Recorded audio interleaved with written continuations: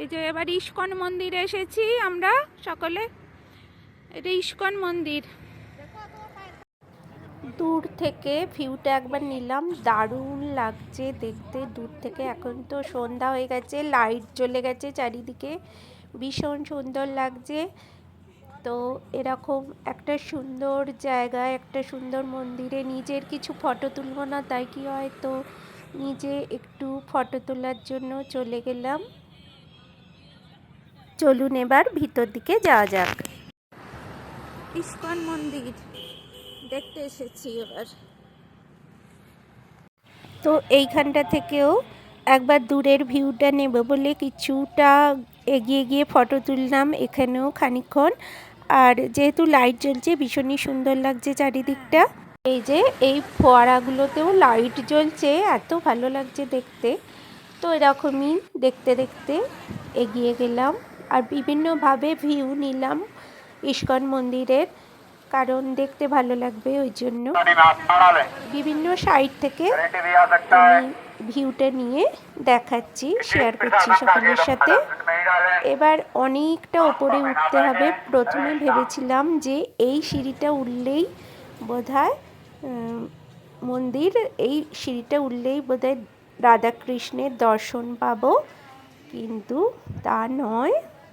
চলুন দেখাচ্ছি খালি সিঁড়িটা।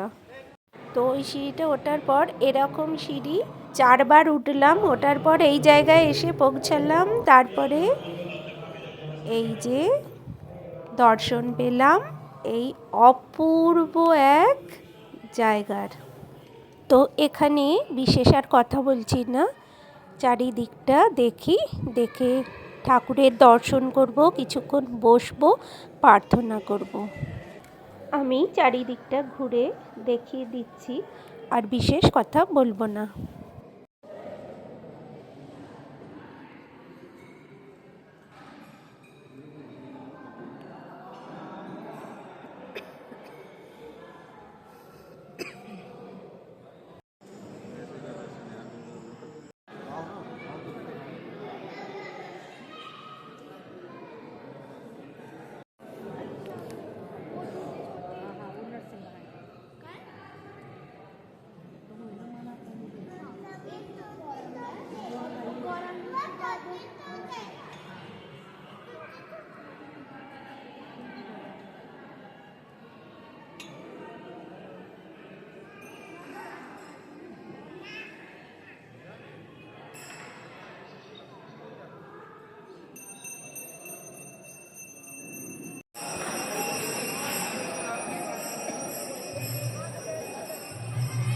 তো এখানে রাধাকৃষ্ণের আরতি হচ্ছে, একটুখানি দেখলাম।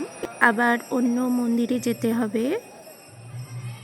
এইটা হচ্ছে নতুন এক মন্দিরের মডেল, বৃন্দাবন চন্দ্রদয়া মন্দির, যেটা এই বৃন্দাবনে নির্মাণ করা হবে, তারই দান গ্রহণ করা হচ্ছে সকলের থেকে।